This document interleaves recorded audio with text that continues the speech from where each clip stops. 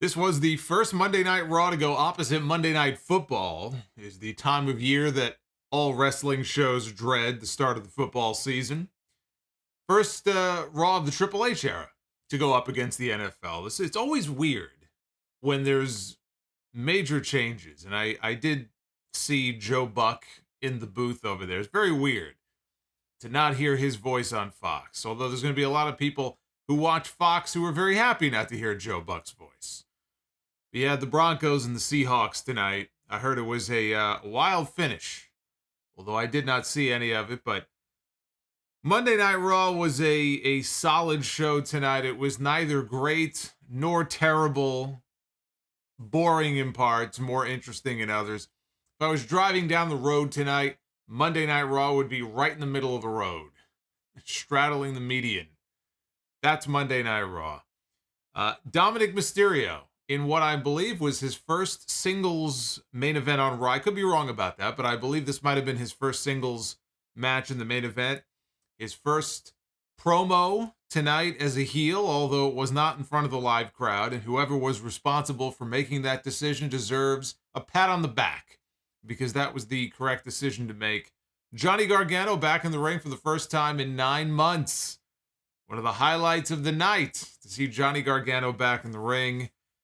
And a very impassioned promo from Kevin Owens on tonight's show in the ring with Austin Theory. And we have new women's tag team champions. They have righted the wrong of the women's tag team title tournament from last month. Damage Control now are the new WWE tag team champions. Io Sky, Dakota Kai. We will talk about all of this because this is your Monday Night Raw review for Monday, September 12th, 2022. I am the Solomonster. Please hit that subscribe button if you are new to the channel. We are less than 100 subs away from 71K. So hopefully in the next week or so, we will be able to pass that number, but I need you to hit that subscribe button first. Super chats are open. Whichever ones come in, I will be reading them and answering any questions you might have. We'll hang out for a little bit at the end and go through all of your messages. And I do appreciate the support. We are aiming for 600 likes tonight. If we can hit 600, we will be the booker later on in the stream. And if not, then we won't. But that's the goal to attain tonight. So hit the thumbs up. We'll try to get to that 600 likes. And also, for those of you who are channel members, I want to give you guys a heads up because you guys are getting the good stuff first. This is one of the perks of being a channel member. There is a brand new installment of Sound Off Gamer that went up earlier this afternoon. It is exclusive right now, early access for channel members, regardless of which tier you are on. You guys get it first. Everybody else will have it in a few days. Screwed by Mandy Rose in more ways than one. You're going to watch this. It's over an hour long. You're going to watch this and you're going to realize why it is a bad idea to date your coworkers and get involved with the people that you work with. That is the message that I hope to convey with this latest installment of Sound Off Gamer. So anyway, go watch me get screwed by Mandy Rose. It's very entertaining, I assure you. So let's talk about this Monday Night Raw show, shall we? Let's get into this here because I want to get you guys in and out as quickly as possible tonight. Coming off a very busy week in wrestling, I'm kind of hoping this week is a little bit of a come down. It is a little quiet. It's almost a little too quiet, to be honest with you. I'm a little bit worried. When things get very quiet like this, usually something big ends up happening, and it's usually not good. So I don't know. It's kind of like the calm before the storm. It's only Monday. Still very early in the week. A lot can happen in the next 6 days.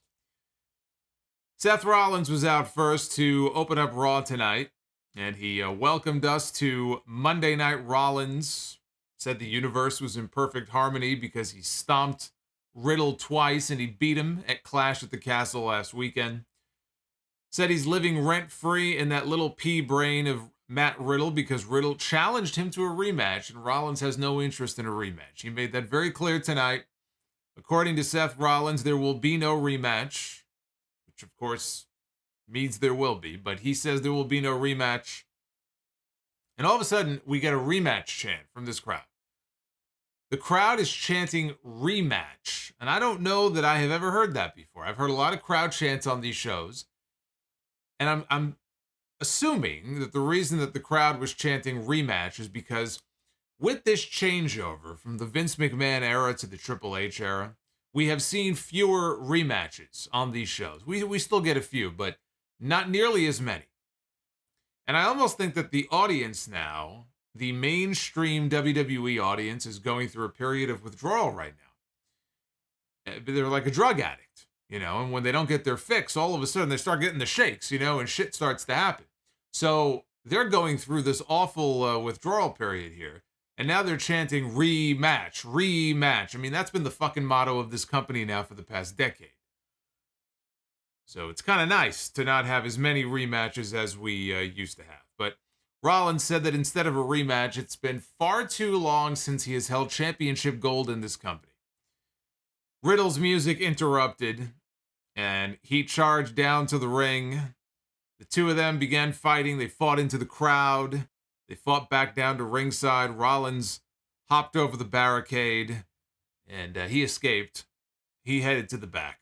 All of a sudden, the Judgment Day make their entrance, and Riddle is still out at ringside. Here come the Judgment Day now. No Rhea Ripley. She's with her boy toy. She's with her poppy off somewhere in the building. So we have Finn Balor and we have Damian Priest. And they make their way down to the ring, and Balor says, look, we're not here for a fight. Didn't come out here to fight you. They said that Riddle, you're our friend. And Priest said that he and Riddle and Rhea, they go back a ways, and they were here to offer him a spot in the Judgment Day.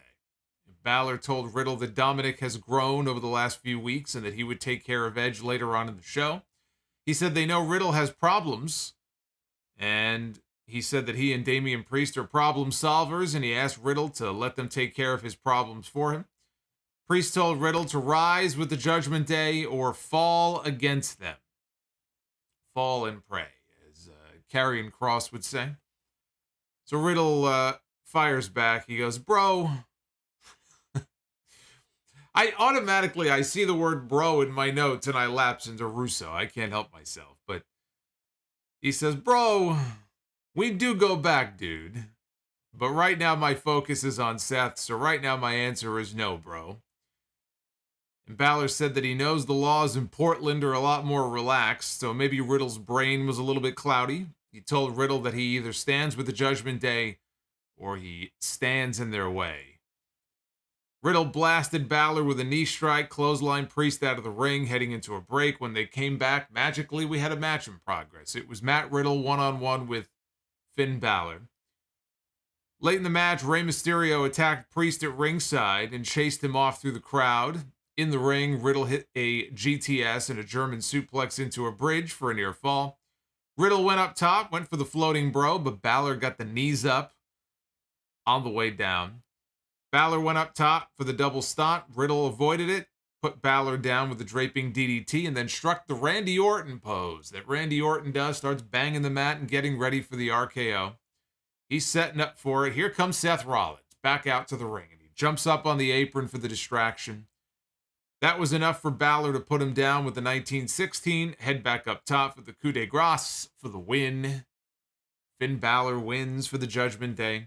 After the match, Riddle got his brain stomped in for what was this, the 10th time? 11, 12, I've lost track. How many times has this guy had his brain stomped into the mat?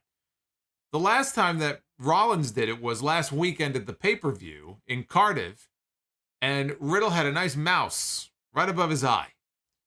So Rollins can be stiff with this stomp sometimes. And I look, if I'm working a program with Seth Rollins and I'm going to be working with him for weeks and months at a time, and I have to take a stomp into the mat, you have to know that there's going to be some occasions where you're going to get your fucking head stomped into the mat. I wouldn't want to work with this guy.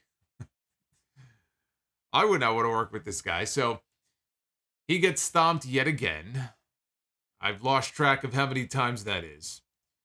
I could have done without the overused distraction finish here in this match, but it did give Balor a win, so it's a win for the Judgment Day, which is good for them. And even though Rollins said no to a rematch, you know, obviously, the two of these guys are going to have a rematch at Extreme Rules. In fact, being that Roman Reigns is not supposed to be, he's not scheduled to be on the next pay-per-view, it's very possible that Rollins and Riddle, once they do announce their match, could headline the show. I would think it's either going to be Rollins and Riddle or it's going to be Drew McIntyre and Karrion Kross going on last on that pay-per-view. If you have no Roman Reigns match, if you have no WWE title match or Universal title match, it would seem to me that it'll probably end up being one of those two. So tonight was the night that we got our first heel promo from Dominik Mysterio. And everybody wants to know when's the next pay-per-view. October 8th, I believe, is the date. October 8th.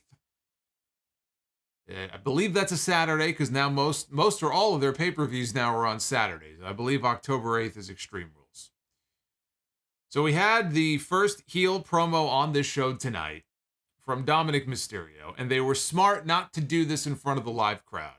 As I said before, whoever made this decision, whether it was Triple H or Triple H had it pitched to him and he said, yeah, that sounds good.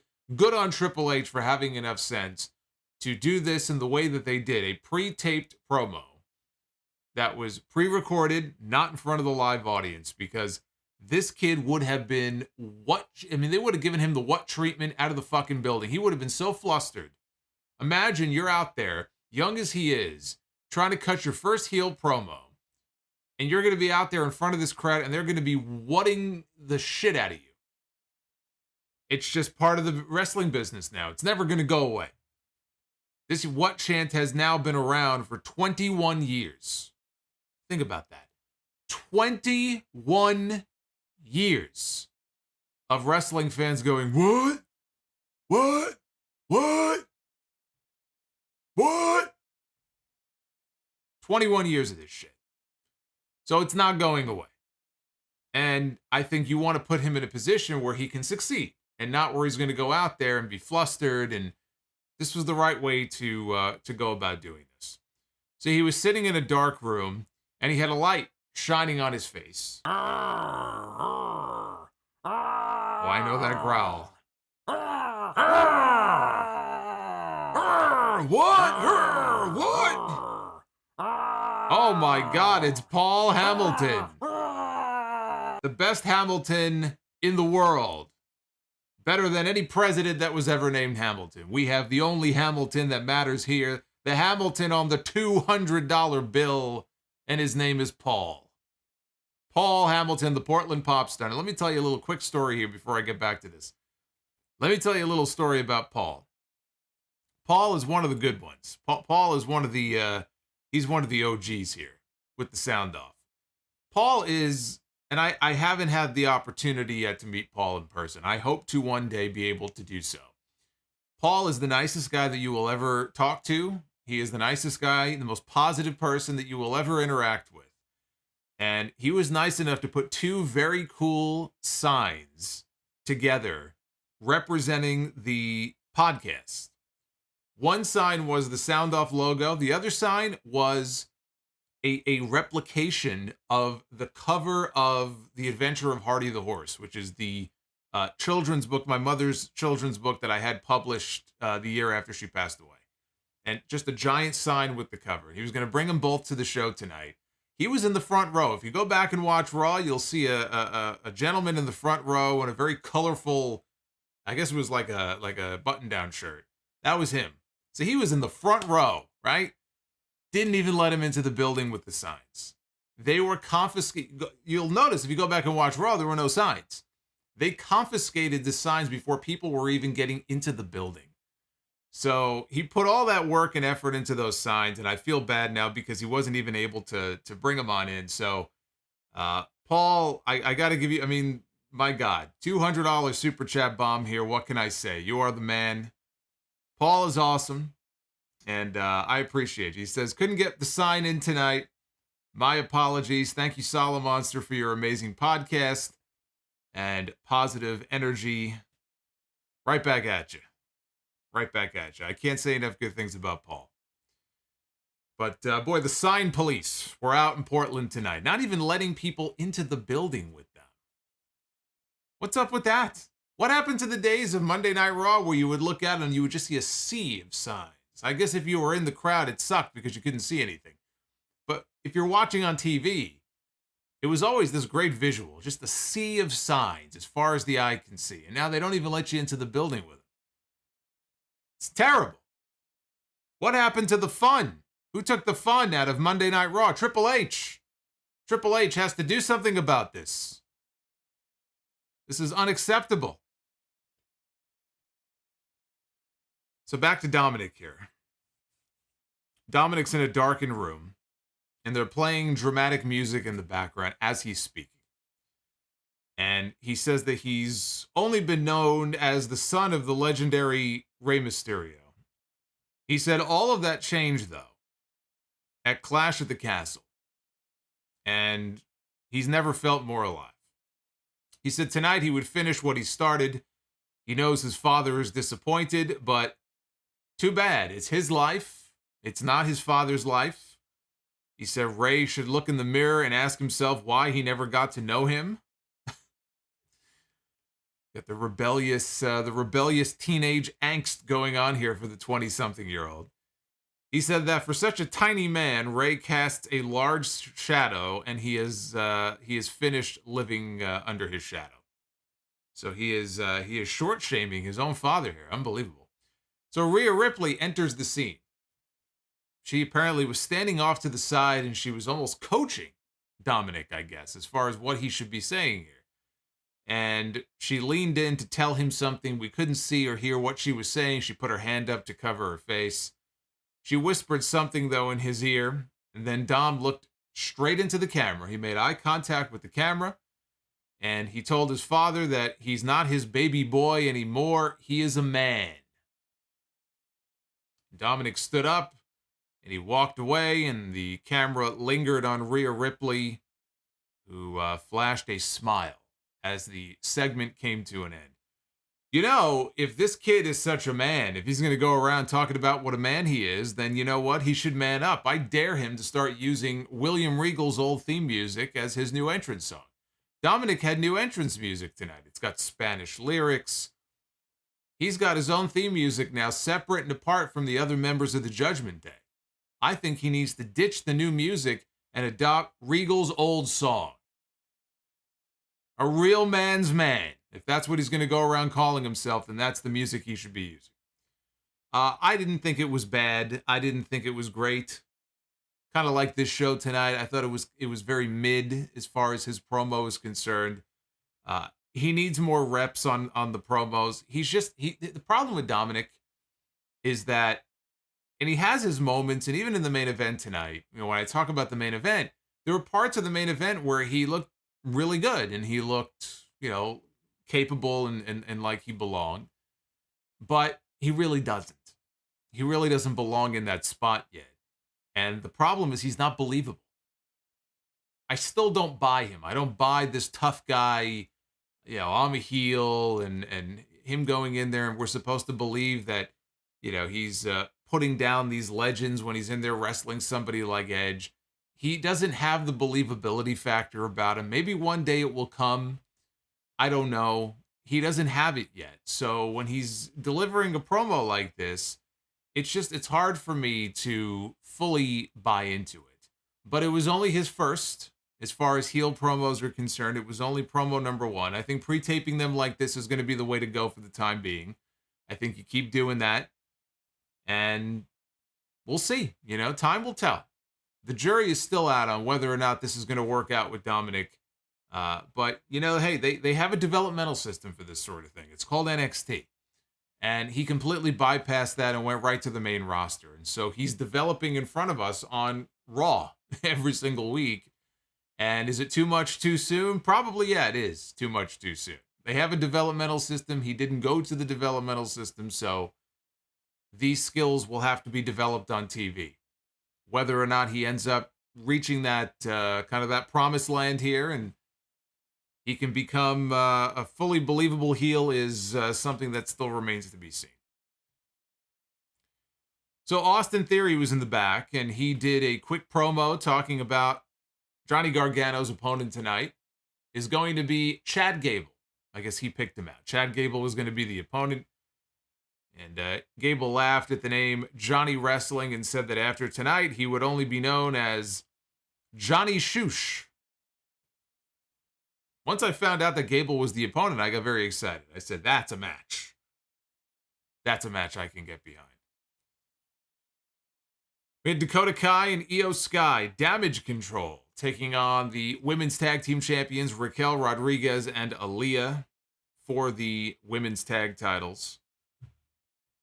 Welcome to all of the new people who are filing on in here. If you are just showing up, we are aiming for 600 likes. That is the goal tonight for the Be the Booker segment a little bit later on. So hit that thumbs up button, whether you are new here or not.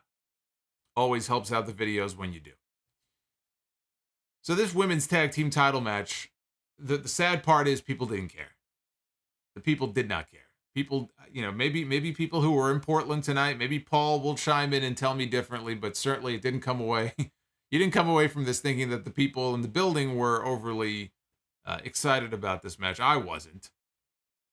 Aliyah was isolated by the challengers. They did multiple spots where she was blocked from tagging Raquel in. She fingertips away, but she couldn't make it. Dakota and Io went for a double suplex. Aliyah landed on her feet, though, and hit a double neck breaker. That gave her hope that she could finally make the tag, which she did. Raquel tagged in, hit a fallaway slam on Dakota, and hit her twisting splash from the middle rope.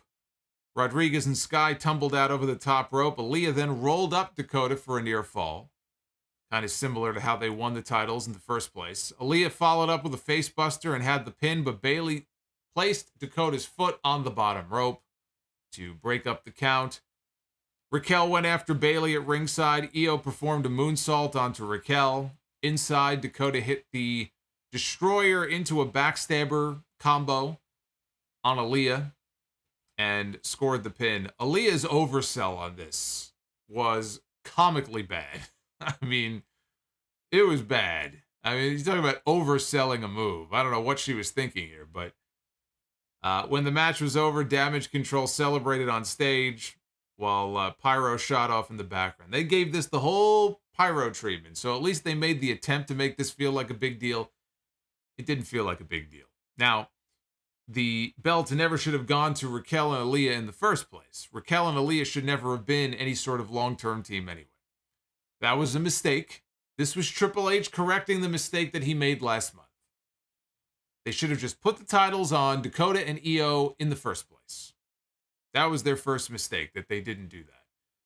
But, good Lord. I mean, I'm watching this match, and I don't know if it's just me. I'm holding my breath for part of the time just thinking that somebody is going to get hurt. And I was thinking that a lot when I saw Aliyah in the ring. And clearly, she's in there and she's trying hard, and everybody tries hard. Everybody works hard. I can't think of anybody on the WWE roster who I would look at and go, man, this guy's fucking lazy as shit. He's not even trying. Like, everybody works hard. Some people have it, some people don't. Aliyah has been in the developmental system, I think, for about a decade. If not a full decade, pretty close. So you have a woman here who has been in their system for probably 10 years. She should be better. She should be more advanced than she is. It's not working. It's not working. And the fact that they called her up over other people who they released, and Triple H had to hire them back, but they thought Aliyah was ready to go to the main roster, doesn't speak very well to the decision-making of some of these people in WWE. Maybe one person in particular who no longer is there, but it doesn't speak very well to them. So there were parts of this match that were pretty ugly. This was not a good match. This was the right outcome, but this was not a good match. Backstage, Dominik was warming up while Ray tried to tell him that it wasn't too late to call off the match against Edge tonight. Dom looked straight ahead, wasn't even acknowledging the fact that his father was there. Just kept looking straight ahead. Ray said that Edge is family, but Dominik has never seen this side of him before. Edge is really pissed. And Ray told Dom that if he went through with this match, things would never be able to go back to the way they were because Edge is that dangerous. So Rhea Ripley showed up, and she said that Edge is not the only one who's dangerous. She said that Dominik is not Ray's little boy anymore. She referred to him as Poppy. You know, we're getting a lot of Poppy references here. Under the Triple H era. I don't think that's a coincidence. I think he's building to the return of the real Poppy. She'll be performing on Raw soon enough. But they ended up walking off together. Johnny Gargano has not wrestled a match in about 9 months. So tonight was the return of Johnny wrestling to the ring, one-on-one against Chad Gable. If I was wearing a hat, I would tip it.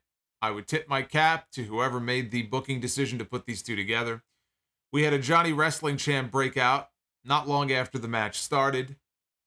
After a break, they came back. Gable was in control. He hit what Corey Graves called an ocean cyclone suplex, which, shockingly, I am familiar with what that is. This was not an ocean cyclone suplex. This was something that more closely resembled the chaos theory. Not exactly, but it was more of a chaos theory than an ocean cyclone suplex. Into a bridging pin for a near fall. Short time later, Gable caught Gargano in the ankle lock. Gargano rolled out of it, sent Gable out over the top rope into the arms of Otis on the floor, and the Gargano then flew out with a suicide dive into both of them, knocking them backwards into the announce desk. Back in the ring, Gargano followed that up with the slingshot into the one final beat DDT, and picked up the pinfall win over Chad Gable to win in his Raw debut. After the match, Otis went after Gargano, who hit him with 2 super kicks. Still couldn't knock the big guy down. And so Johnny gave him a crotch chop and bailed out of the ring. I see he has learned well. You can see he's been sitting under the learning tree of Shawn Michaels and Triple H for many years now. And I enjoyed this. This was great. Very good match. I very much enjoyed this. And I'm glad also that Chad Gable, and this goes back even before Triple H took over, but even more so now that Triple H has taken over. Chad Gable in recent months with the Alpha Academy stuff has been getting more screen time than he has at any other point during the entire time that he's been on the main roster. The Shorty G shit, anything he's ever done. We're getting him on television more. We're getting him in long matches on TV. He's being able to show off more of his personality. I think he does the whole shoosh and thank you thing during his matches a little too much, but I guess that's the point. He's supposed to be annoying. I think he goes a little overboard with it, but I'm very much enjoying the fact that he is at least getting more screen time. And this was, I think, the perfect opponent for Gargano in his first match back. So I enjoyed this very much. Now, they couldn't have Gargano leave Otis laying. He gave him the 2 super kicks, and then he left before Otis could eat him. They couldn't have him put Otis down for a couple of reasons. Number one, I would not be surprised if we end up with a Gargano-Otis match on TV next week. That's number one. Number two, we just had Otis laid out by Braun Strowman on SmackDown Friday night. So you're not going to have Otis laid out on Friday and then have him laid out again on Monday. So they had to leave him upright at the end of this segment. Austin Theory ran out. He hit Gargano from behind with the Money in the Bank briefcase and took selfies with Gargano's fallen body before heading down to the ring. When we came back from break, Theory was in the ring delivering a promo. He was getting the what treatment. Telling you, Dominik Mysterio got off easy tonight. He was getting the what treatment. I don't know if he gets genuinely flustered by it, because this is like the second or third time now that he kind of gets flustered and acknowledges it, because most people would just ignore it. They would just steamroll over it, don't even give the fans a pause where they can interject with it. Maybe he's intentionally embracing it. I think that's dangerous, because now every fucking promo he does, it's going to be nothing but what. Again, the worst contribution that Steve Austin ever made to the wrestling business. 21 years of this shit. So he's reacting to the what chants, and he gets interrupted by Kevin Owens, who comes out and got a huge KO chant. Theory said he's sick of people like Owens ruining his moments. Ran through some of his usual shtick that we hear every single week about I'm the youngest Money in the Bank winner and blah, blah, blah. Owens said that everybody heard all of this from him last week. He remembered telling Theory that he was the handpicked future of the company. And Owens said that that may have been the case, but that is not the way that things are done anymore. He said that he and Gargano, we don't look like Theory. Me and Johnny Gargano, we don't look like you. You know, we're not the same kind of person that you are. And Theory interrupted and said, I've done more in the last 5 months than you and Gargano have done in the last 5 years. Owens said statements like that show just how much of a delusional jackass Theory is. He said Theory had all of those accomplishments handed to him. Said that he couldn't blame Theory because he had the Universal title handed to him on a silver platter, which is true. Triple H handed the Universal Championship to Kevin Owens in 2017. Gave Seth Rollins a pedigree. Helped Kevin Owens win the title, so I like that they're calling back to that. He said that the comparisons between them end there, and he could not be any more proud of that. Owens noted how many guys have showed up in WWE looking just like Theory, but they didn't last because there were a dime a dozen. But only a handful of guys like Owens and Gargano could actually make it in this business and become main eventers, and this business needed people like them. He said that people like him and Gargano are the heart and soul of the business, whereas somebody like Theory is the appendix. He is the appendix of the wrestling business in that he is completely disposable. Owens said that he hopes Theory does reach the top, but Owens has been watching him, and he just doesn't think he has what it takes to get to the top of the business. And yes, I misspoke. It was 2016. I see all of the folks in the chat are just exploding in rage that I said 2017 and not 2016 for when Kevin Owens won the championship. I was off by a year. Sue me. It was right after SummerSlam in 2016. You are correct. Finn Balor got hurt on the buckle bomb into the barricade outside.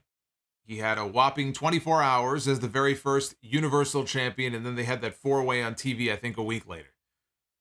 Or whatever it was, right? Who was it? It was Kevin Owens. It was Seth Rollins. It was Roman Reigns. And wasn't it Colin Cassidy? I think it was Big Cass. I think we're in that four-way back when he was starting to get a push. But that's how long it's been since Kevin Owens has been a world champion or a universal champion, you know, the top champion in the company. 2016, it's a long time ago. Long time ago. You might say that Owens is overdue. But they'd have to split the titles first because he ain't the one who's going to be taking those belts away from Roman Reigns. I mean, if WWE has their way, Roman Reigns is going to retire as the champion. He'll retire as the champion. Nobody's going to beat Roman Reigns. Except Cody Rhodes. So Owens wanted Theory to prove him wrong about the fact that he didn't think he has what it takes to get to the top of WWE.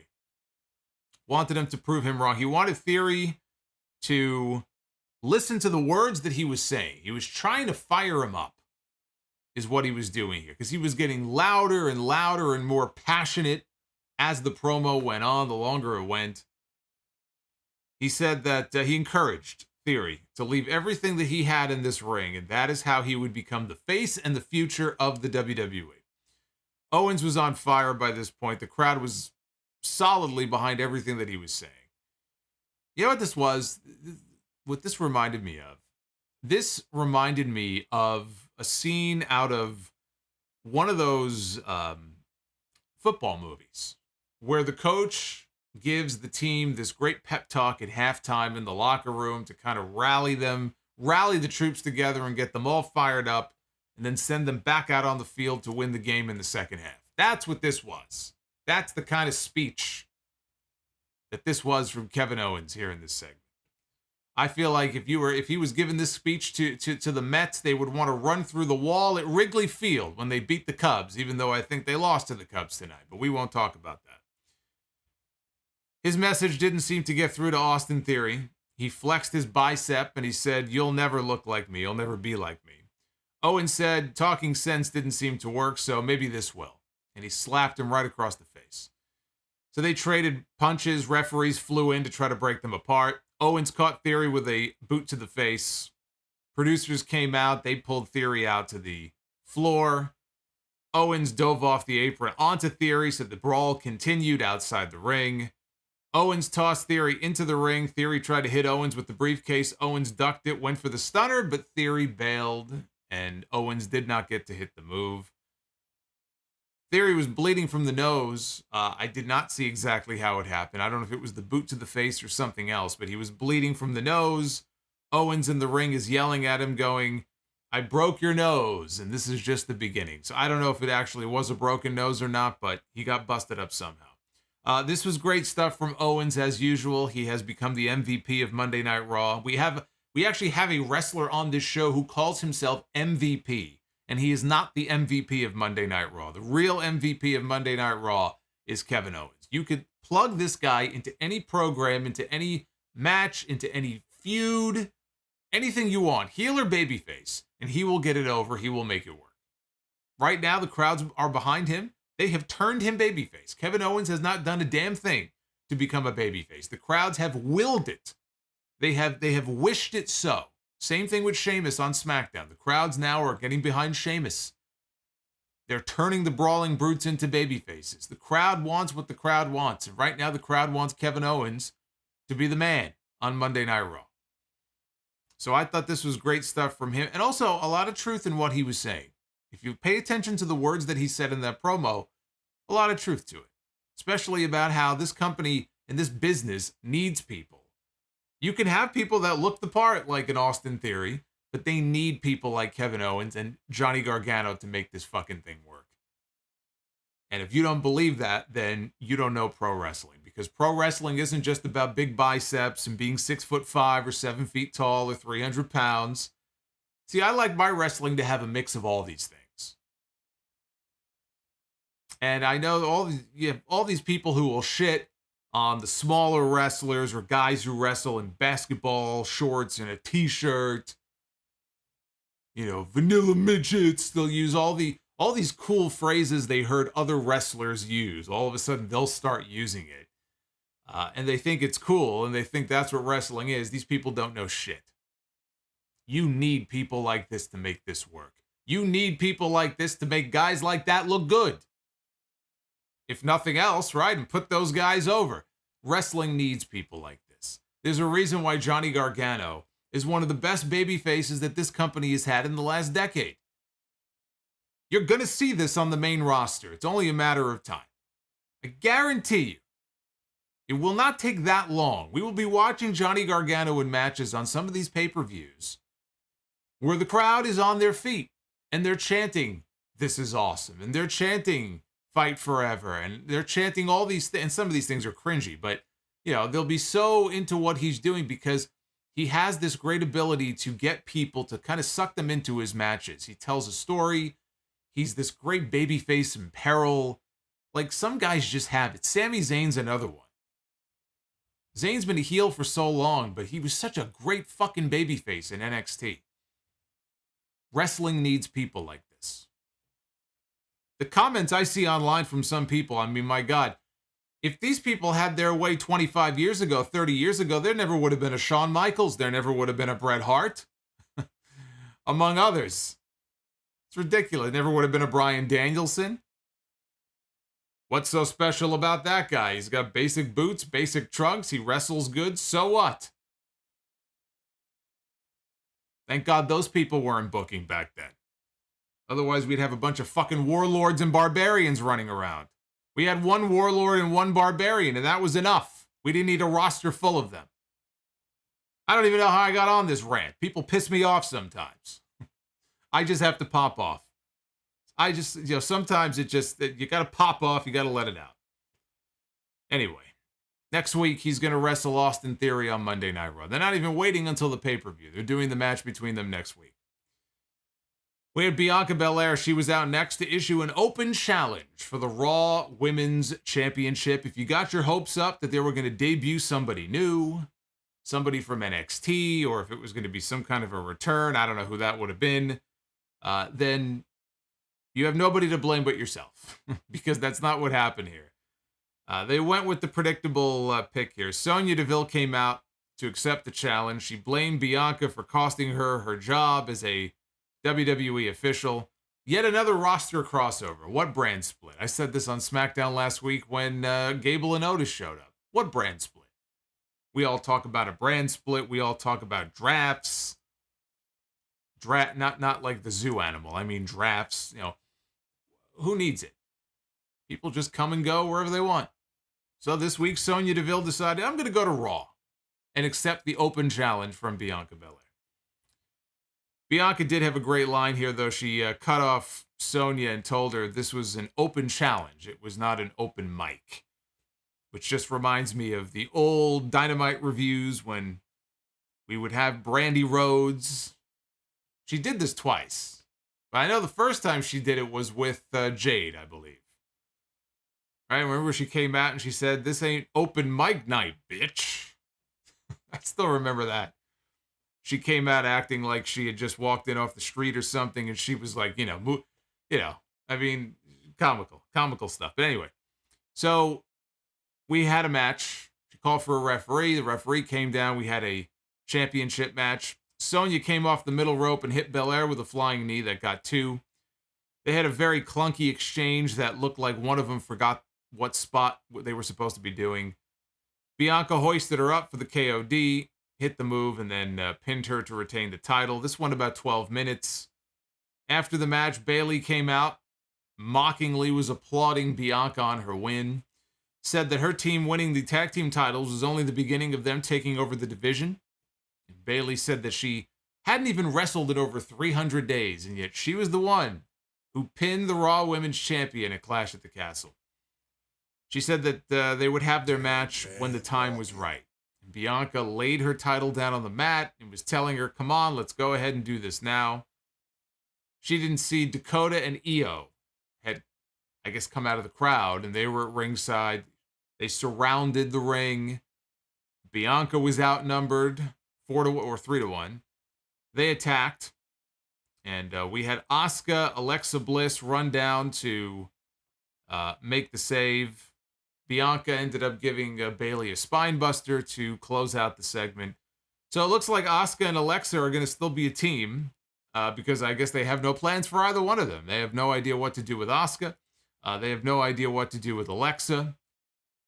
And they have women's tag team titles that they insisted on bringing back, even though they have no division. And so we need teams. So, sorry. We're going to keep you guys together as a team because we don't have anything better for you. So that could be an Extreme Rules match. And on that same show, they could do Bianca and Bayley for the Raw Women's title. Omos. Oh, our boy Omos was back on TV. And here I thought that maybe his contract had lapsed or maybe was lost. But nope, there he was. Omos was back on TV this week, and he beat 2 men in a handicap match. And there isn't really much else to say about it. Now, when Omos was making his entrance to come out into the arena for the match, they still had audio, but the feed cut out, the video cut out on screen. I think this was universal. I think this was a WWE problem because apparently this didn't just happen on USA Network. This also happened on the Canadian, it was Sportsnet or Skynet or Skynet or Sportsnet or one of those. But they had issues, and this is what we saw. At least on USA Network, this is what we saw. Technical difficulties. See, so it says Raw and USA, so it had to be either a USA issue or a Raw issue. Technical difficulties. Please stand by. And that was on the screen for maybe about 30 seconds or whatever before they brought it back. I wish they would have kept it up for the entire match. They brought the video back just in time for the match to start. I wish they would have kept this up for the actual match. I am sure. I am convinced. Is it Sportsnet? What did I say? Skynet? I said Skynet. It's Sportsnet, I believe, in Canada. I think it's Sportsnet. But I am convinced that Omos and Braun Strowman are going to end up on opposite sides of the ring at Survivor Series. This is going to be some kind of Raw versus SmackDown match. It is too much of a coincidence that Braun Strowman makes his return to the company And all of a sudden, Omos, who had played a vanishing act ever since Triple H took over, suddenly reappears on TV the following week. They put him back on TV because they're starting to have him squash people again, because they want to start having him, built up again. So we can get the inevitable Strowman and Omos confrontation. And I don't know how that's going to play out. Hopefully it'll be very short, but I can't say I'm really looking forward to that. Kevin Patrick approached Seth Rollins in the back, and Riddle was annoyed, or he was annoyed, that Riddle is still, a thorn in his side. He's done with Riddle. He doesn't want to keep talking about Riddle. He still has to deal with him. He wondered how many times he would have to stomp his head into the ground, probably another 10 times. Lashley approached Rollins. He questioned Rollins calling himself the face of Raw because he wasn't the one with the gold. Rollins said the U.S. title wasn't the one that he was referring to earlier when he said he wanted gold, but challenged him to a title match next week, and Lashley accepted. When they cut back live to the announcers after this segment, Byron Saxton said that he had chills over the announcement.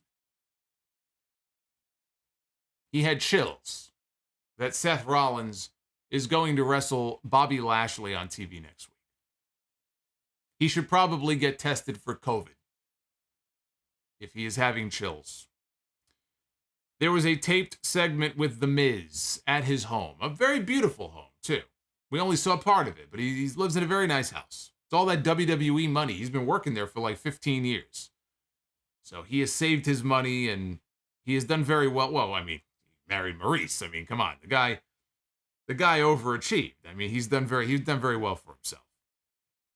But there was a tape segment from Miz's house. He said that this was the only way you would get to see him on Raw, considering what's been going on with Dexter Loomis, and he doesn't like it when people say his name. His daughters ran up to him and were playing on the piano and banging on the piano, and he sent them off to bed. Maurice showed up, told him to wrap it up because they had a premiere to go to, and Miz was a little weary. He was a little leery about leaving. He said, "Are you sure you want to go?" He was obviously very scared about Dexter Loomis. And Maurice said, are you afraid? We have security guards here. We have cameras. We have a dog. There's no possible way that this guy is going to get anywhere near this house. You don't have to worry about it. So Miz sat down to conduct the interview. The interviewer, though, kept bringing up Dexter Loomis by name, even though Miz told him, "I do not want that name mentioned in my home." So finally, he cut the interview short. He and Maurice left in their SUV. And as they pulled away, the camera panned back to the house, and in the window where they had just been standing, we see Dexter Loomis. He is in the house, and he looks out the window right at the camera, and he holds up a drawing that he illustrated of Miz, Maurice, and their children.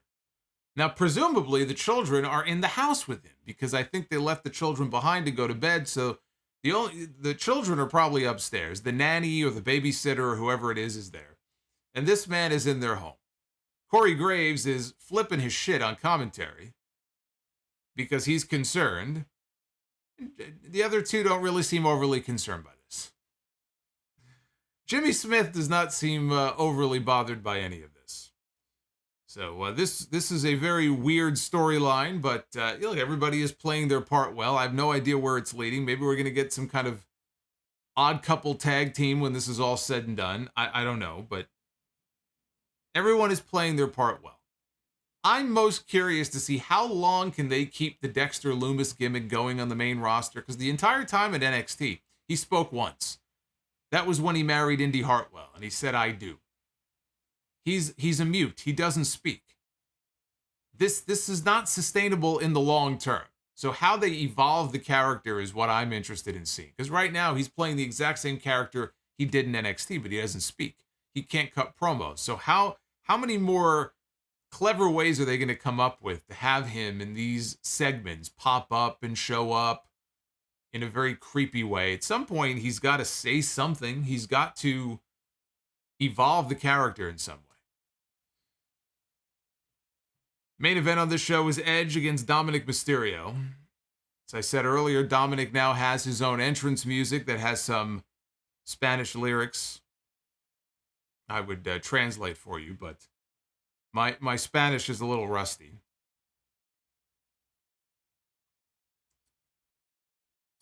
Judgment Day. Last week on TV, they destroyed Edge's leg. Remember the angle they did? It was almost like an injury angle. You would think Edge was going to be off TV for weeks, but then they went and announced that he would be wrestling in the main event. Edge comes out here, starts the match. You would never even know that his leg was touched last week. Never acknowledged, moving around fine. He's punishing Dominik in the first few minutes of this, clotheslines, turning the kid inside out.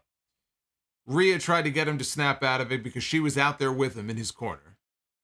Edge sent him into the ring steps. All of a sudden, Dominik is like a good old heel. He's begging off, please, Uncle Edge, please. Calling him Uncle Edge. Uncle Edge, please. Please, Uncle Edge. Don't hurt me. So Edge was kicking his ass until Rhea swept his leg out from under him, and that gave Dominik the opening he needed to go after the bad leg, supposedly bad leg.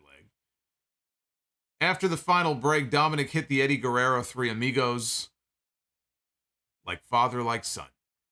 He stuffed a superplex attempt from Edge and he hit a great top rope frog splash. Again, Dominik has these moments where he does shit that looks good. This was one of those moments. He hit a great frog splash, only for 2. Rhea shouted at the referee, thinking it was actually 3. Edge made a comeback, went for a spear, but Dominik somehow, and this was the other cool part of the match, Edge is coming in for a spear, and somehow Dominik managed to roll through Edge's legs in mid-spear and turns it into a half crab, targeting the injured leg. So he had the half crab applied. That was a great counter. Edge eventually got out of it. He tied Dominik up in the ropes, Andre the Giant style. He starts punching him. The referee backs him away. He comes over. He's smacking him. Now he's punching him again. He sets up for a spear. As he's coming in for it, Rey Mysterio runs into the ring and gets in his way, and he stops Edge. He can take no more of watching his son be abused like this. He's trying to get Edge to listen to reason. Edge just shoves him out of the way. Damian Priest reaches in. He showed up. He reached into the ring and pulled Rey out to the floor, sent Rey over the announce desk. Finn Balor entered the ring and attacked Edge for the DQ. Edge fought back. Rhea Ripley, though, hit him in the bad leg with a chair. They handed the chair off to Dominik, and he smashed Edge's leg with it several times before they all held Edge down as his leg was or his ankle was kind of draped over the top of a chair that they had opened. And so his leg is just kind of like a leg bridge. It's just kind of hanging out there. And Finn Balor comes off the top rope with the double stomp right down onto Edge's leg to close out the show. It looked realistic enough that you could watch this and think, holy shit, that guy looked like he just had his leg broken. It looked like a pretty brutal way of putting this guy out of action, which is what I assume this was designed to do.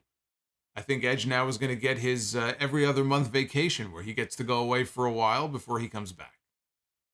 Because they didn't announce anything when this was over. They just went right off the air. So there's no match announced or anything like that. You know, maybe they'll do something. It'll be him and Rey and a mystery partner. I don't know who that would be at Extreme Rules, but you know, I don't know. We'll see if Edge is going to be out for a while or if you know, he'll be back in a week or two. But you know, look, they're trying with Dominik. We'll see where it goes. He had moments where he looked pretty good here in this match, but the jury is still out on the Dominik Mysterio stuff. The one thing is, Edge, Mysterio, they keep getting their asses kicked every single week. And Rhea is constantly getting involved. And they can't do anything because you're not allowed to put your hands on Rhea Ripley. Right? She can beat the hell out of them, and she can interfere, and she can say, oh, and we're daring them to hit her. And it's WWE television, so they're not allowed to do anything to her. So I still expect Beth Phoenix to show up at some point. I would imagine that Beth is going to show up and we'll get some kind of a mixed tag or a 6-person tag with her on one side, Rhea on the other. So somebody has to give Rhea her comeuppance at some point. If you're not going to let the guys do it, then what are you supposed to do here? I mean, how are you supposed to stop this woman from just interfering and doing whatever she wants? Enter Beth Phoenix. So I'm still expecting her to be involved in this at some point. But when this show is over, for me, it was a mixed bag. There was some good. There was some, I thought, dull stuff. It was not a terribly exciting show. Very mid episode of Raw. Let's take a look at the Twitter poll. 62% thumbs up on tonight's show. 27% thumbs in the middle. 11% thumbs down. One thing that is very noticeable, and I wonder how much of this is the NFL effect. It was very, even here tonight, for the review, but even during the show, when I'm looking at the number of votes in the poll relative to recent weeks, the excitement level has definitely died down from where it was just a few weeks ago. The show is definitely better overall than it was under Vince McMahon, but you gotta expect that the return of Monday Night Football is definitely going to make a dent in the numbers, whether it's television ratings, whether it's the reviews, post-show reviews, streaming to talk about the show. Definitely a down night, though, compared to some of the more recent weeks with Monday Night Raw. But hey, they're going to have the whole fall and winter. This is what it's going to be like, whether they like it or not. They're going to have to deal with the NFL effect. They go through this every single year. So we'll see what Triple H has in store. What's he going to do to keep people interested in tuning into Raw, to try to get them to not change the channel and put the football game on? It's hard because we live in a world now where, you're going to prioritize one show over the other. You're always going to prioritize live sports over WWE.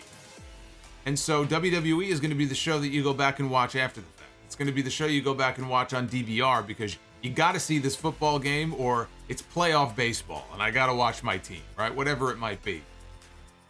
That's what September and October are, right? Into November and Thanksgiving, and it's that time of year, guys. It's that time of year. All right, let's check out your super chats. If you have any super chats, get them on in. And we are lagging on the likes. So again, 600 is the goal tonight. Still have a little bit of time, but I don't know. It's gonna be close. Actually, it might not be so close. We still have a ways to go on that. Food Hive. That was 3 days ago. Shinakuma starting off this train with a $5 super chat. Miguel says Dominik was in the main event. I think that's your answer. You know what? You may be right. We had Dominik Mysterio in the Monday Night Raw main event. I think that might speak volumes there. Bogus fan with the $9.99. If Reigns never got COVID and missed day one, would we have an undisputed champion right now? I feel like Kevin Owens would be thriving even more with the WWE title, and Rollins as well. Thank you, Bogus fan. I do. I do think that we would have an undisputed champ. I really don't think it would have changed things. I think they've had this idea for Roman to be, this godlike champion now for a while, and I really don't think it would have changed their plans radically. Would there be an undisputed champion? I still feel like they would have done it just because it's the biggest possible attraction they could have had for WrestleMania, outside of Steve Austin coming back. How crazy is it, by the way? We're not even done, right? We're only in September. We still have a few months left. Stone Cold Steve Austin returned in the main event of WrestleMania this year. And it feels like a complete afterthought after everything that has happened so far this year in the world of wrestling. Stone Cold Steve Austin, after 19 years, I think, came back to the ring and wrestled in the main event of WrestleMania. And it's almost like, oh yeah, that happened. It feels like 5 years ago that this happened. That's the kind of year that this has been. Fallout X1, when is Poppy making her return to the main roster? Hey, Poppy, we have Poppy tonight. Rhea Ripley was managing Poppy in the main event. Tripod, hope you had a good weekend, Solomonster. Well, thank you, Tripod. I hope you did as well. Justin Jack. I forgot what I was going to say. He still dropped $2 though. So Justin Jack, when you remember, you come on back and you let me know. Aussie of Steel, I wonder what the actual endgame is for this Dexter Loomis and Miz angle. Again, unless they're going to end up putting them together as a team, and Miz is already with Ciampa, I would absolutely love to see Ciampa break away from Miz and end up with Gargano. But to go from Miz and Ciampa to Miz and Dexter, how they get there, I mean, the guy is stalking his family. I wouldn't exactly make him my tag team partner. So I don't know. I don't know what the end goal is here. I guess it's to get them in a match, establish Dexter Loomis as a new character on the show. Miz, I guess, is just, in their mind, the perfect person for him to work with and try to get him over on the Raw roster. It could be as simple as that. They'll have a match, Dexter wins, and he moves on to whatever the next thing is that he's going to do. Beyond that, I don't know what the end game is going to be between these guys. And I'm not saying I'm in favor of a team between Dexter and Miz. I'm just saying, in trying to think of where this could potentially go, that is something I could see WWE do. Do I want to see that? No, I don't want to see that. Mr. All Day, AJ All Day. Monday Night Raw was cool, but can we all agree Bianca just has it? She is on track to be great. She definitely has it. I've been saying that since she got called up to the main roster. Jeremy Ramey. I like the Dominik promo, the facial expressions, cold eyes, subtle sneer. Dominik has been watching 2005 heel Eddie. You could tell that from his mannerisms and the way he kind of carries himself and walks around. He definitely has been watching old videos of his dad. Paul Hamilton again dropped that $200 bomb. He was at the show tonight, front row, having a good time, I'm sure, because he's always having a good time. Any picture I've ever seen of this man, he always has a smile on his face. He is loving life and enjoying life. So thank you again for the $200 bomb, which I read yours first. I read that earlier, so thank you again. We've got Brumakian Productions. When you said Sea of Signs, my immediate thought was Raw 1999 in the Sky Dome in Toronto. That's exactly what I was talking about. That's the first thing that always pops into my mind. They had Raw in the Sky Dome. I think they had 25,000 people in that building. And it's just this endless sea. I mean, you can't even tell. It's almost like there's no people. It's just signs. As far as the eye can see, it's just this amazing visual. Daniel Carlisto with the $9.99. Do you think Triple H will ever be an on-screen executive heel character again now that he is running things? Probably at some point. I really don't want to see it though right now. I hope it's far down the road. It's just so played out. You know, we've seen it with him and the Authority. I think it'll probably happen again, but I just hope it doesn't happen for a very long time. Brumakian Productions meant to say that you could see nothing, but sorry. No need for any apology. I know what you meant. James Auburn, how hard do you think Vince Russo would have leaned into the BDSM overtones with Rhea and Dom? Oh, Dom would be coming out with one of those fucking ball gags in his mouth every single week. He'd be like Goldust and Luna in '98. He'd be walking around on all fours like a dog. He'd have the ball gag. He'd have the black mask over his head. Rhea would have the whip. Absolutely. Absolutely. Dr. Dakota Scorpio. Raquel getting the Sasha treatment with the women's tag titles all short reigns. I give the match 2 stars just because it is Io and Dakota and Raquel. BCom see clearly, where did the Be My Girl Bayley chant come from? Someplace in the UK. It's one of those UK things. Those people are crazy. They come up with these weird chants. It's probably a soccer thing. I don't know. Everything over there is soccer. I just automatically assume that any kind of chant or ritual originated with a soccer game. But it comes from that part of the world. And they brought it over here. That's where it comes from. First timer, we can actually see you on the Jericho Cruise episode of Dynamite. You're seen walking down some stairs during the matches. Oh, that wasn't me. That was Orange Cassidy. Winston Smith, do you like Yorkshire pudding? No. I haven't had pudding in a very long time. Dr. Dakota Scorpio, thanks to Dunn, we lost the feed here in Canada Sportsnet, but we were spared the Omos match, thank God. Really? Well, it came back on before the match started for us, so unlucky us. Kevin Dunn's Beaver with the $2 super chat. What is your favorite comfort food? My favorite comfort food is pretzels. I'm a pretzel guy. Salted pretzels. Because unsalted pretzels should be illegal. I don't know why people would do that. BCOM see clearly, thanks to the amazing chat for the answer. Tokes Kazim, I will mail a big bag of flaming shit to Triple H if Bobby drops the title to Seth Rollins. Well, since Rollins is feuding with Riddle, and Riddle lost to Balor tonight because of interference by Rollins, I would think Riddle is going to return the favor to him next week. So I don't think you need to worry about Bobby Lashley dropping his title to Seth Rollins. Uffman Entertainment, who's all hungover from his birthday, I'm sure. Wrestling can be seen on demand, especially Raw, SmackDown, Dynamite, etc. Sports watched on demand is just lame. I agree, because you also run the risk of having the game spoiled. So you want to try to watch it live if you can. Joseph Brooks, don't know if you saw this, but I saw that it's rumored WWE may be considering Lashley Lesnar 2.0 at either Crown Jewel or Day One.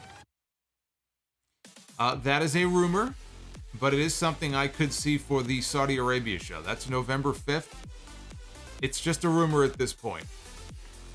It's just a rumor, but if they want to do Lashley and Lesnar again, I have no issue with that. But it will not end well for Bobby Lashley if they do. Emmanuel Rosas, my girlfriend just broke up with me, so watching your video is clearing my mind. Well, Emmanuel, I'm very sorry to hear that, but if she could not see the greatness of Emmanuel, then you know what? She doesn't deserve you. So, I don't know what else I can say. I know you feel like shit right now. Hopefully I am taking your mind off it for a little while here. Hopefully everybody in the chat can entertain you. Let's entertain Emmanuel. Let's have him take his mind off this horrible night. Very sorry to hear that. Rizzo, I'm sure that I'm not the only one, but from now until January, Raw gets the DVR treatment for me. Hell of a sound off, by the way, with the Punk conversation. Thank you for that. The Punk segment from the sound off, that's episode 773 this weekend, has sparked a lot of discussion. I took that clip, and there was a lot of stuff from the show this week that is not on the YouTube channel, so you should listen to the full show. But the Punk segment, and it's not just about Punk, it's about the Bucks and the rumors of them possibly sending feelers out to WWE, all the AEW shit. The clip I posted on YouTube late in the day yesterday, and I woke up this morning and it had about 30,000, roughly 30,000 views, and almost 1,000 comments. And now I think it's over 1,100 comments. Like, I cannot go through all the comments. So, and I shudder to think what some of these comments are. I've gotten death threats over this. One person said, I hope you fucking die in a car accident, which is always nice to hear, by the way. All the wonderful wrestling fans out there who dislike an opinion and wish death upon somebody. This is the great wrestling community that we have out there. So a lot of divided opinion about the Punk stuff, but, you know, mostly positive feedback. I've gotten mostly positive feedback on this, and if you disagree, that's fine too, but just be civil about it. Don't be a fucking asshole. But yes, that video has taken off. Over 30,000 and counting. Ricky Edmond. If Steve Austin was feuding with the Judgment Day, he definitely would have taken care of Rehab Ripley. Yeah, she would have eaten a couple of stunners by now. But that was a different time. That was a very different WWE than the one we have today. The Mad Dreamer, just an idea. Owens against Theory for the Money in the Bank briefcase. Give the briefcase to Owens so he can challenge Roman and start the face turn of Sami Zayn. Yeah, I mean, as long as he calls his shot in advance and doesn't do the whole let's cash in on Roman at the end of a match stuff, it could put Sami in a difficult spot. So it is a way to advance that story. I like that idea. And Rizzo says, Emmanuel, as someone who got divorced, trust me, things do get better. It is her loss. Hang in there and take time for yourself. And that is very good advice. That is very good advice from Rizzo.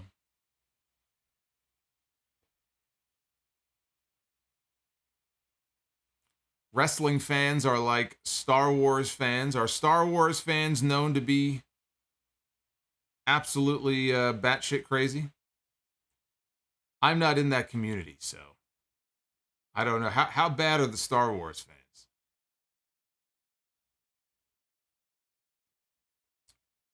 And you know what? When you get people talking like that video did, it means they're listening. That's all I care about.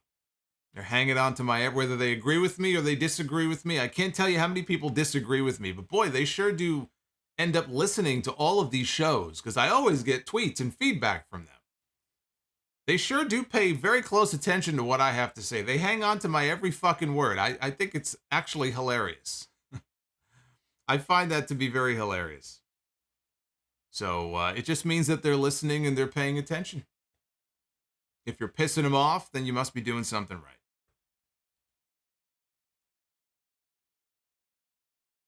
Wow, I didn't realize the Star Wars fans, apparently, based on what you guys are saying, the Star Wars fan base apparently is very toxic. It's very toxic and awful. I didn't realize it was so bad.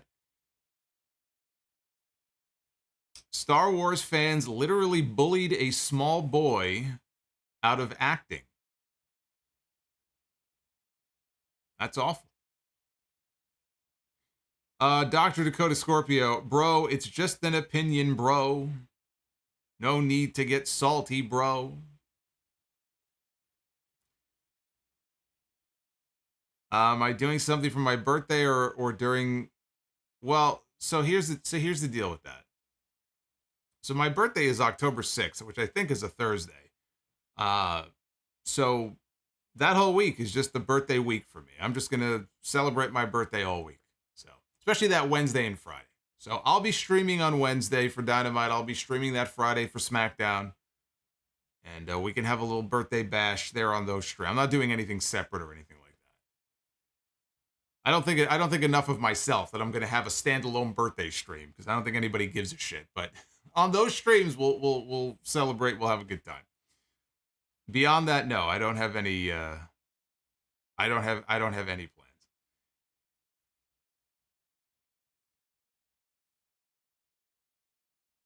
You know what I've heard things about? And again, maybe you guys can chime in on this. There was a whole controversy, like last year, maybe the year before, but in the video game industry. And I can't remember. It was like female gamers. Somebody will bring me up to speed or give me the Cliff Notes version of that. But that was a very big thing when it happened. And showed how toxic I know that whole community can be. It had something to do, I think, with gaming and women or female gamers or something. Yeah, some of these fan bases are just, they're so absolutely fucking insane. It's unreal. I don't know why people... Yes, Gamergate. That might have been it. Gamergate. I don't know why people are the way they are. Ricky Edmond, I guess you should stay away from Chicago. Why would I stay away? I've been to Chicago before. Why should I stay away from Chicago? What is in Chicago?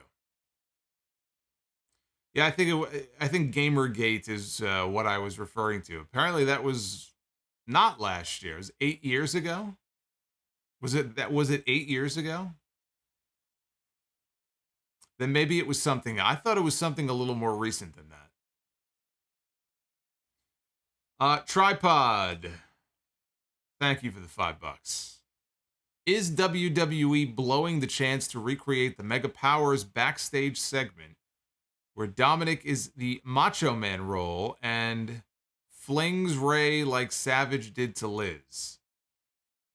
Yeah, that scared the hell out of me when I saw that for the first. I hope that they had somebody like standing there ready to catch her or a fucking mattress or something off screen, because he grabbed Liz by the arm and just flung her backwards right off camera.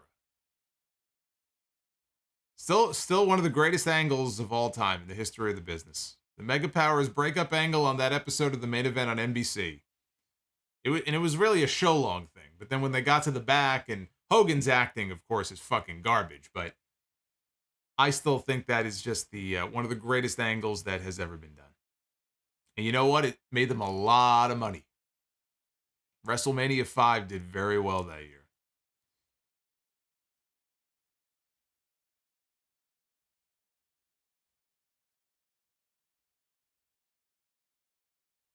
Video games have been in a slow decline with all of the DLC stuff.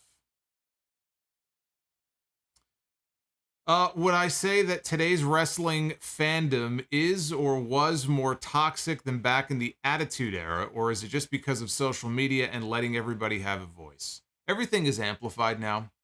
It was every bit as toxic. That was the whole point of me starting the RSPW set. And by the way, I am going to work on a new one. But that was the genesis of RSPW Rewind when I started that segment a few years ago, was to illustrate the fact that there are people out there who think that this is new. All of a sudden, wrestling fans, they became so negative about wrestling, and it's all because of, the podcasts and Twitter and YouTube. Like, no. RSPW was a community discussion group that existed back in the early 90s. I think it actually came online in like 89, but I couldn't find any posts that go back that far. But I was able to find posts that go back to like 92, 93. You go back to the Attitude Era. I did some segments. If you go back, and they're all in the playlist here on the YouTube channel. I organized all of my RSPW Rewind segments in a playlist. You can go back and watch them. And there are some where I have posts that I found from like 1998. Oh, Steve Austin is so boring. I'm already bored. He comes out every week. He drinks beer. He does 3 moves. What's so exciting about him? The Rock. The Rock sucks. I don't find him funny. Why is WWE shoving him down our throat? The stuff that you would hear about Roman Reigns and John Cena, people were talking about Austin and The Rock like that on RSPW back then. So, no, this is not a new concept. It's just that it's so amplified now because you have all these social media platforms. And like you said, everybody has a voice. Everybody can chime in. And people are just inherently miserable fucking people online. And so that's what ends up happening. You get these people who say all these horrible things and complain about everything. And, it was always like that, but it was a very small community. And if you weren't part of that community, then you didn't even know it existed. But it was always there. It's really not a new concept at all. That was the whole point of me doing those segments. I was trying to prove that, yeah, the clown music. That's why I would play the clown music in the background, because these people are fucking clowns. It is a total clown show. Ricky Edmonds says, you probably upset the CM Punk fans from, that's what you meant. Okay. Well, yeah. Well, they can fuck off. Get over yourselves. That would be my message to them. Get over yourselves. Believe me, CM Punk doesn't give 2 shits about you. You care about him more than he cares about you. Rizzo with the $20 super chat. It's keyboard warriors. These people on social media would not say that type of stuff to anyone's face. I think these social media apps should require a real picture instead of the fake Alexa bot pics that I see on Twitter. I think you should have to pass an IQ test to be on social media. That would clear most of the refuse right out of there. Dr. Dakota Scorpio, about the gaming gate, were you talking about the Twitch prostitutes? I could be totally way off about that. No, I wasn't, but I would like to know more about this. I may have to do some research. Fire Panda. There's Fire Panda. I was wondering what happened to Fire Panda. So, Solomonster, are you turning 90? Oh, 50. Was that... I thought that said 90 for some reason. Man, I gotta get my eyes checked. Jesus Christ. Yes, yeah, it's gonna be my 50th. Don't I look good for 50?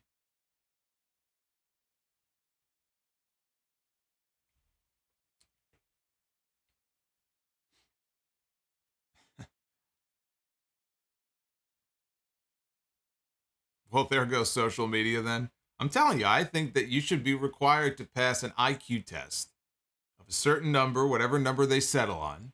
You vote. You need to be 18 to vote. You need to be 21 to drink, at least in this country. I don't know how it is in other countries.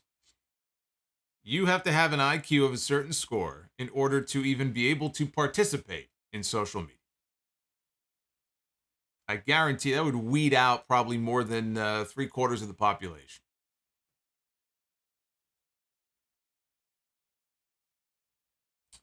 There was a Twitch meta called the Tub Meta, where the girls would dress up in bikinis and stream in a blow-up water tub.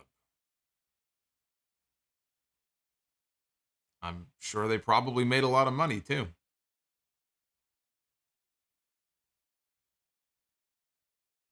Congrats on 70. Congrats on 70 years of the sound off, says Dr. Dakota Square. It's been a long 70 years. 69 and a half of those have been under Vince McMahon. It's been a very long 69 and a half years. Hopefully year 70 here will be a lot better.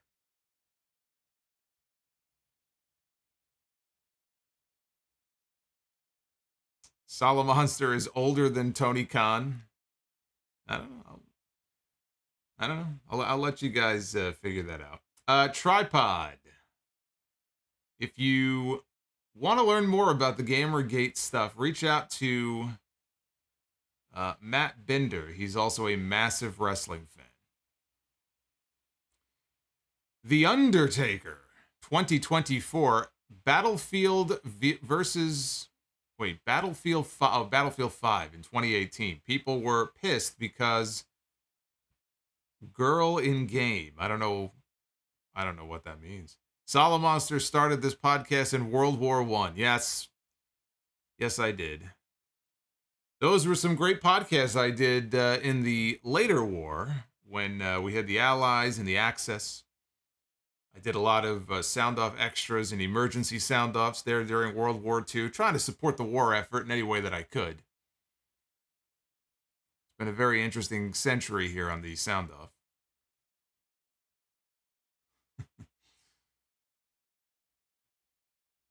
Del Fuego, where would you rank 2022 in the craziest of all time?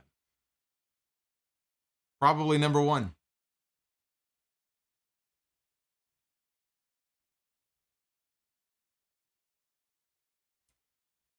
You know, I never had all this equipment back when I first started the podcast. You know, I had my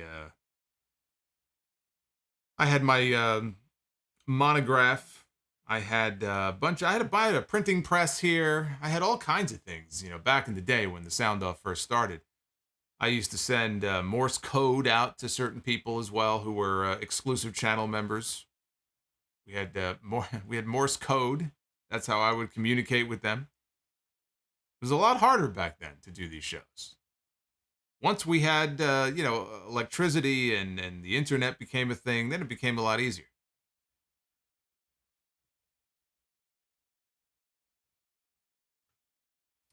HBK C83. Do you see Jon Moxley as the Bret Hart of AEW in terms of being the go-to guy when things go wrong? No, Jon Moxley is definitely... I don't compare Bret Hart to Jon Moxley or Jon Moxley to Bret Hart, but Is he someone who the company can depend upon when times get tough? Yes. You can make that comparison, but I don't think we need to compare him to Bret Hart. So where are we at? We're at 550. I don't know. Doesn't look like we're gonna make it, guys. Let's read off these final super chats, and then I think we might have to get out of here. We got I smoke a lot of weed with the $1.99. Buy or sell? Sexy Kurt or battle rap Kurt? Oh, I gotta go with the sexy Kurt segment. I gotta go with that. How is it recording when they drop the A-bomb? Well, thankfully, because that radiation, I mean, it traveled far. You know what I mean? And yeah, I was in a shelter, so I was safe. I didn't come out of the shelter for about 22 years, but once I did, you know, the radiation levels had come down a little bit. I was able to emerge. It was a bitch of a time, though, getting the shows out from my bunker, you know. Technology wasn't what it is today. Fire Panda says, hashtag boomer monster. I am not a boomer. I am not a boomer. Tripod, the first sound off covered Gotch versus Hackenschmidt. Yep. A lot of controversy about that one. I was there when Buddy Rogers lost the WWF Championship to Bruno Sammartino.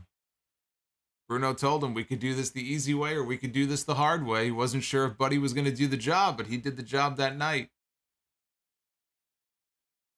I was there to cover it all. Have I ever taken a break from WWE or from wrestling? I have not. I have stuck with it ever since I first started watching from the youthful age of 5. And I have not taken a break since.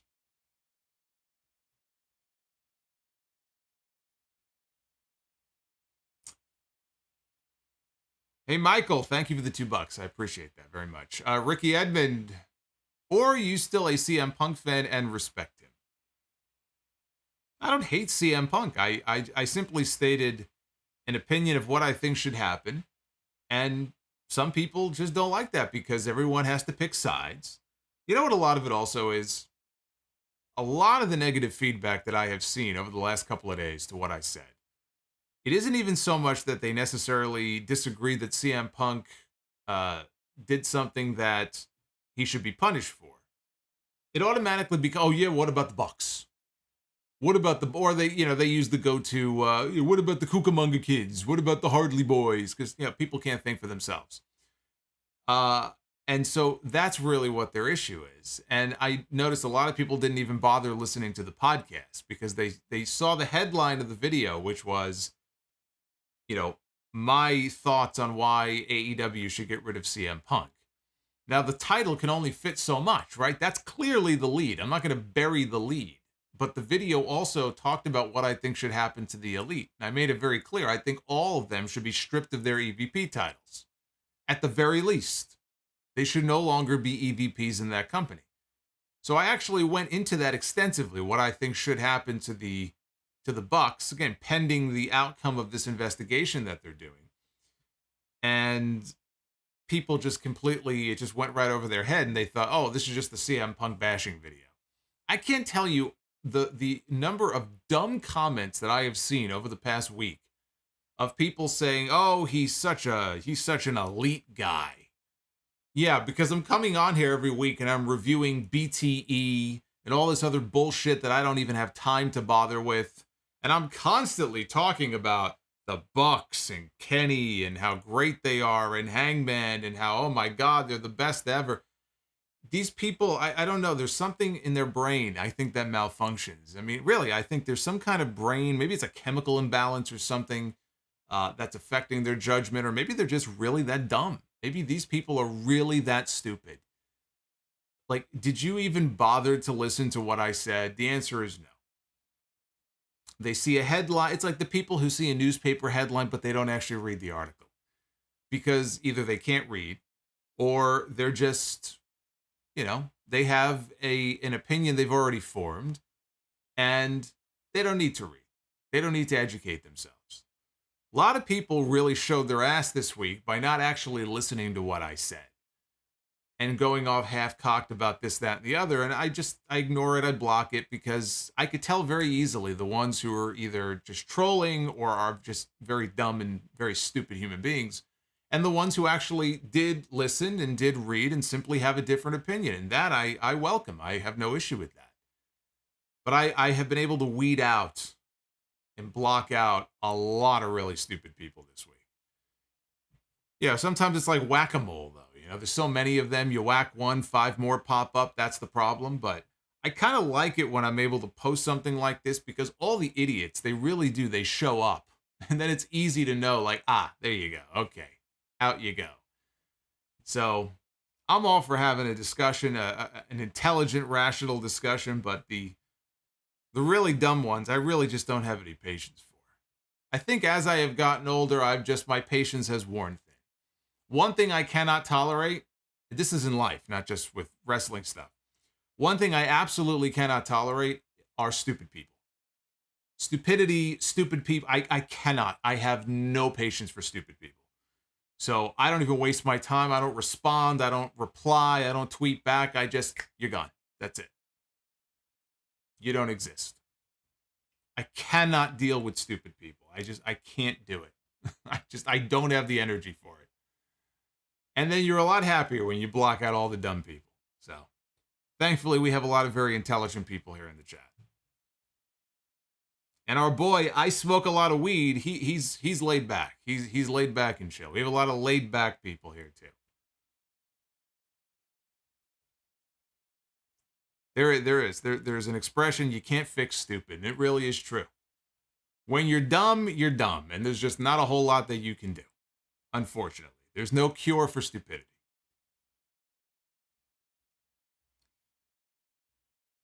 Let's see. Rizzo. Why did the coach go to the bank? He wanted his quarterback. I apologize to the chat and you for the joke. Well, you should apologize. That was very bad. Dr. Dakota Scorpio trying to keep this stream going for 600. Well, did we hit 600 or did we just miss the mark here? No, we did it. I'm very impressed. Well, you guys really wanted to be the booker, I guess. We were 50 off before when I looked. But yes, we have passed 600 likes, and and I'm going to get to all the super chats after. But right now, let's go ahead and give the people what they want. Let's give the people Be the Booker. Ladies and gentlemen, it is now time to Be the Booker. I am going to give the people what they want, because I am a man of the people. A lot of very intelligent people, not stupid people. We've established tonight, if we've established nothing else, we've established that Solomonster does not hate CM Punk, but he does hate stupid people. And unfortunately, there are a lot of very stupid people on the internet, so we will simply ignore those people. All right, let's go. Let's do it. We'll start with the men's Be the Booker first. Kevin Dunn's Beaver says, please someone different for the men. Hey, I'm going to push the button, and whoever it is, it is. I have no control over where the wheel lands. We begin with Kane. What is that, 2010? No, that's 2013, right? 2012, 2013? 2012 Kane. I don't think we've landed on this version of Kane before. So we have 2012, it's like Team Hell No Kane. We have Team Hell No Kane. Going one-on-one with the $1 Million Man, Ted DiBiase.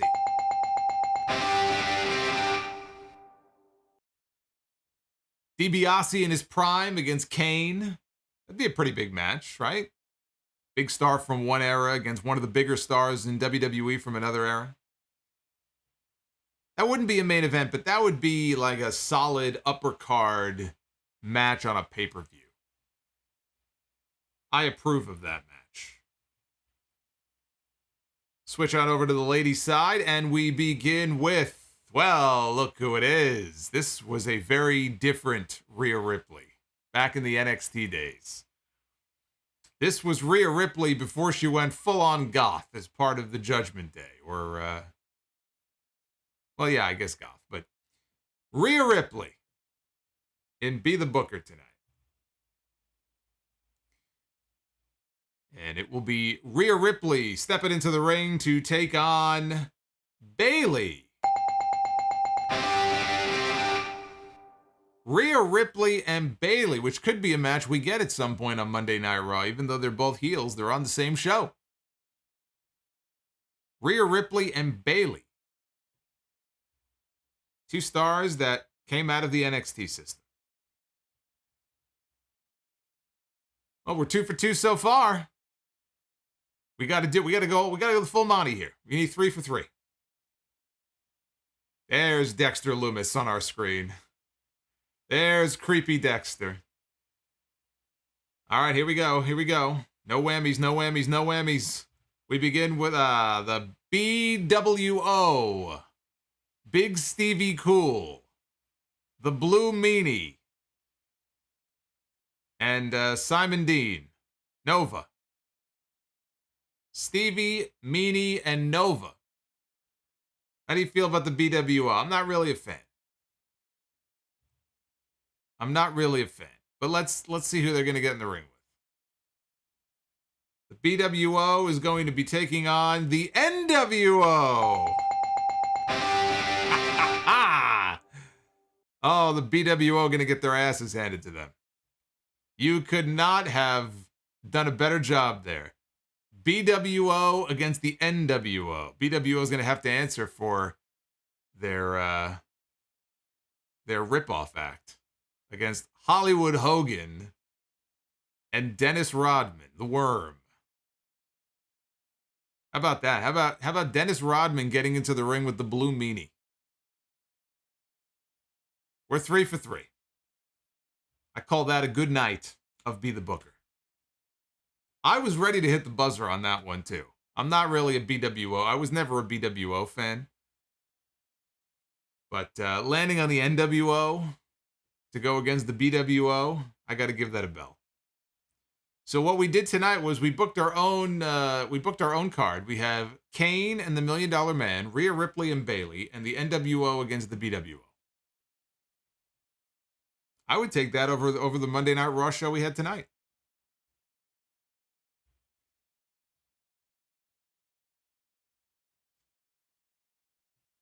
Let's get back to your super chats here. And then we will wrap this up. GCC 305, thank you for the $5. I remember the live Solomonster review of 1953 between Luthez and Gory Guerrero for the NWA Heavyweight Championship. Love the review tonight. You know, it's funny you mentioned that. That was a particularly difficult review for me to do. I was dealing with a bout of typhoid that night. I was very under the weather. It was coming out of every end of me. It was coming out of every orifice. But I soldiered on, and I got the review done. And you know, I ended up in the hospital. I was bedridden with typhoid for about 6 weeks, but I overcame it. So yes, I remember that review very well. Dr. Dakota Scorpio took a rant about punk and stupid comments to reach 600, but shout out to the chat. Well, they got it done. BCOM, see clearly, there's a word for it, Solomonster. It's called fanatics. That's one word for it. Dr. Dakota Scorpio, to be fair, if it weren't stupid people, the rest of us would not be entertained by the internet. Ricky Edmond, does CM Punk know that Tony Khan wanted him in AEW? Is that why he took advantage of him when he was cutting him off? No, he just kept cutting him off because he's a dick. And once you get him going, it's like a wind-up doll. There's no stopping him. He was in rare form. And when somebody gets that wound up about something, it's hard to stop them. But it was up to Tony Khan to pipe up and say, you know what? I'm going to shut this shit down. This is not the time or the place. Phil, you and I will talk about this after. I don't want to talk about this. I want to keep the focus on tonight's event. He didn't do that. He looked like he was scared. He looked like a child who was scared. That's kind of what he reminded me of. The guy's family is worth so much. He could buy and sell everybody who works for him 5 times over. And he's sitting there like he's terrified. Jordan Rupp. Hey, Solomonster, I usually work during the live streams, but I am off tonight. What did you think of Crazy Backlund against Brett? The feud, yeah, I wasn't like a huge fan of their Survivor Series match, but I loved like the heel turn on Superstars and that early like Crazy Bob character before they went completely over the top with it. I thought it was great. I really did. I thought it was actually really, really well done. Amiibo Guru says Cowboys suck. Just wanted to say that. So all you Cowboys fans, don't look at me. That's what Amiibo said. Winter's Paw, excited to see Quincy's debut. Representation matters. That is coming up on NXT tomorrow night. It is the 1-year anniversary of NXT 2.0. And you know what, I should actually mention it. I'm glad you brought up NXT. Because Wednesday, I am going to be a guest on the Up NXT podcast, which is hosted on the Post Wrestling website. That's John Pollock and Wei Ting.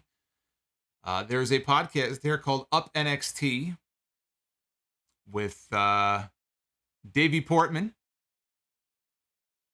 and Braden as well. And the guests on the roundtable on Wednesday, live at 1 Eastern, are going to be Denise Salcido and yours truly. It'll be Denise and myself. We are the guests on the NXT 2.0 Year in Review Roundtable on the Up NXT podcast on Post Wrestling. So just a little programming note. If you are around, if you are on your lunch break at work on Wednesday, 1 o'clock Eastern time, you can tune in. I'll fill you guys in on whatever information you need, links and all that on the Twitter, at Solomonster on Twitter. I'll keep you guys posted on that. But I'm glad you brought that up. Let's see. Who else we got here? Who is going to get the last word? Who else we got? Let me see. Tripod, does JBL run interference for the Blue Meanie? Actually, JBL and the Blue Meanie are actually very good friends now.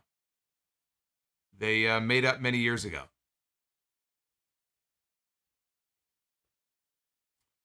Thomas with the $5 super chat. Hey, Solomonster, I've been unable to send a chat the past week. I'm all for the Dominik heel turn. His gear has to go. And he has to be more assertive. That will come with experience. This is all brand new to him. So we're just going to have to wait and see. I don't want to write him off and say that he can't do it. It's a failure. It's 2 weeks. So we have to give it time. Dr. Dakota Scorpio, Tony Khan could have told Punk to go to sleep. I am out. Oh, boy. You're too much. James Cooper. $9.99 was at SmackDown on Friday. Wish we could have seen the Tribal Chief, but Seattle was not worthy. Well, not every city can be worthy of the Tribal Chief. It's part of his new contract. He doesn't go into every city now. He won't even be at Extreme Rules, which I believe, where is Extreme Rules? Is it Philly? I think it might be Philly.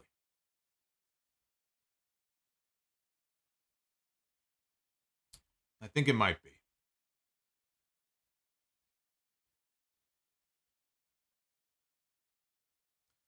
You know, Dominik a while back was doing an interview, and he said that what he wanted to do was eventually go under a mask and maybe go, to NXT. And it's pretty clear, given what they're doing with him now, that that's not in the plans. But I think the idea in his mind was to kind of follow in his father's footsteps, go under a mask, and break away from his father so he's not attached at the hip but they chose to do the heel turn and split them up.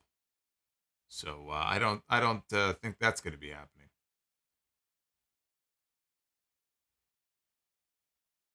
Good night, Amiibo. Auntie Anne's or Wetzel's pretzels, which do you like?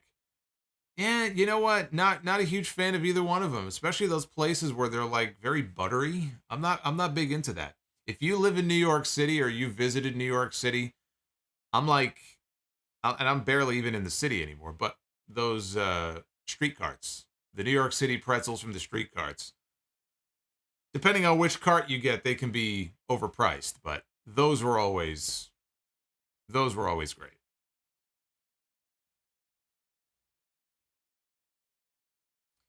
Welcome to Tracy. Tracy Hines just subscribed to the channel. Brings us that much closer to 71,000, so thank you.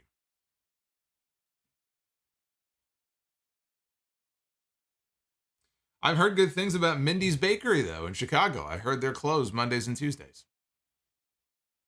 You should see the reviews people have posted.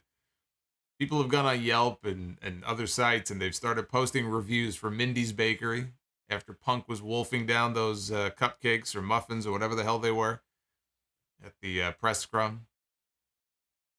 I kept watching that. He was getting me hungry.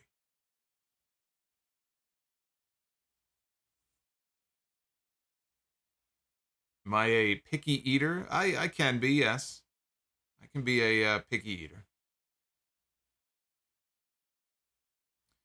And Ricky Edmond, looks like he's going to get the last word here. What issue did CM Punk have with Hulk Hogan? I've heard him make comments, like negative comments about Hogan. I don't know if it's a specific issue.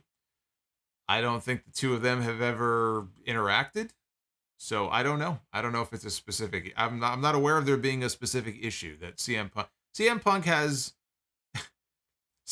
has issues with a lot of people, and I'm not quite sure how or why all of these people ended up on his shit list. You'd have to ask CM Punk. I'm not sure.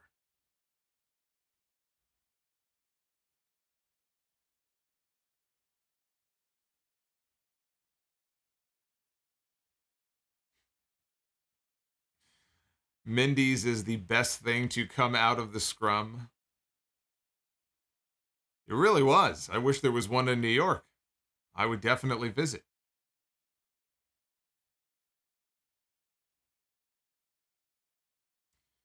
Anyway, this has been fun. Thank you guys for all the support, all the super chats, hanging out with me here on a Monday night. Paul Hamilton, of course, who was at the show tonight and dropped that huge bomb earlier, even though he couldn't get his signs into the show. I feel bad because he worked on them and everything. I was going to say, at least you could hold him, but I think they took him away from him. So all that work into signs, and they take him and throw him in the garbage. I think that's bullshit. So anyway, thank you again for all of your support. And one last time, here's a Twitter poll. You can vote at Solomonster. 60% of you thought that Monday Night Raw tonight was a thumbs-up show. And usually by now in the polls, we have well over 1,000 or 1,500 votes. So you could tell. You could tell Monday Night Football is back. Things have been just a little bit slower tonight than they have been in recent weeks. And this is going to be the situation going forward. So happy football season to all the football fans. They're just getting started. Have I ever been to Milwaukee? I have not. I have not been to Milwaukee. Perhaps one day. Wisconsin is the cheese state, right? The cheese state is not high on my list. All due respect to Milwaukee. The cheese state is not exactly going to be a place that you're going to find me running off to.